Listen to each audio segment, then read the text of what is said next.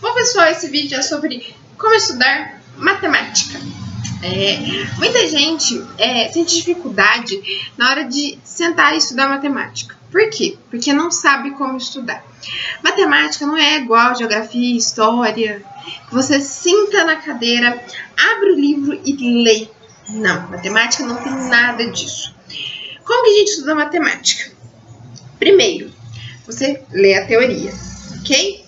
Normalmente em geometria, em alguma matéria, igual quando você vai aprender a fazer cálculos, sobre os números, cálculos, soma, subtração, multiplicação, divisão dos naturais, dos inteiros, etc. Você sempre vê um exemplo no livro, na apostila que você estiver estudando. A dica é pegar esse exemplo, normalmente um problema, e tentar fazer ele sem olhar a resolução ali. É lógico que é legal você tentar entender a resolução do livro e tudo mais. E depois que você estudar aquela parte teórica, que normalmente é petitinha, você vai fazer exercícios. Sim, você irá fazer exercícios.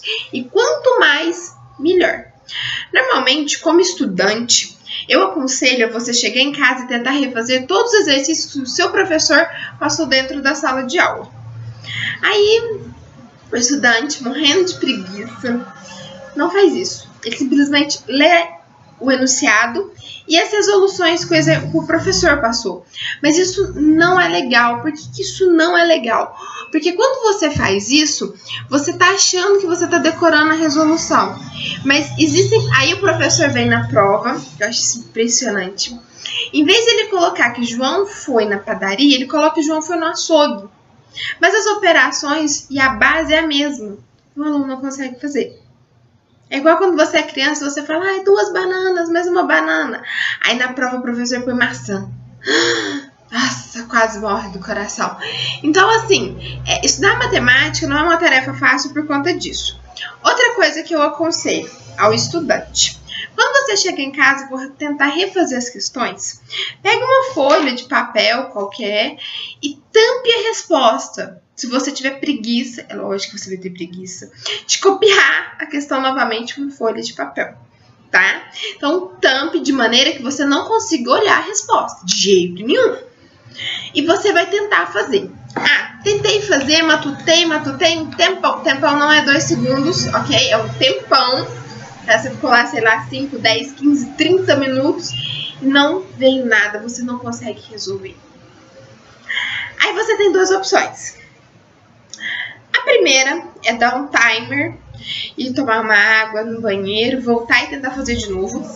A segunda é anotar o que você teve dúvida. Sim, anote. Escreva, faz uma seta, compra aqueles negocinhos, aqueles papéis coláveis de anotação. A cola ali, anota.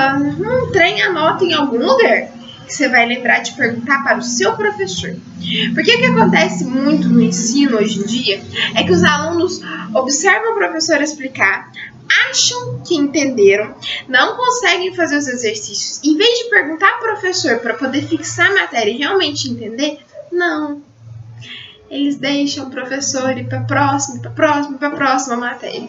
E isso não é legal. Por isso que matéria dada, matéria estudada. É muito mais fácil o seu professor pegar uma matéria que ele passou ontem e resolver o problema novamente hoje para você fixar, do que daqui a um mês ou na época da prova. Principalmente na época da prova, você pode confundir as matérias e até fazer confusão com os exercícios. Então, matéria dada, matéria estudada e reestudada depois. Então, hoje o professor passou isso, eu estudo. Daqui uma semana aquilo vai estar mais gravado. E, hoje o professor não passou nada. Vamos pegar uma matéria lá de trás e ver se eu consigo fazer ainda os exercícios?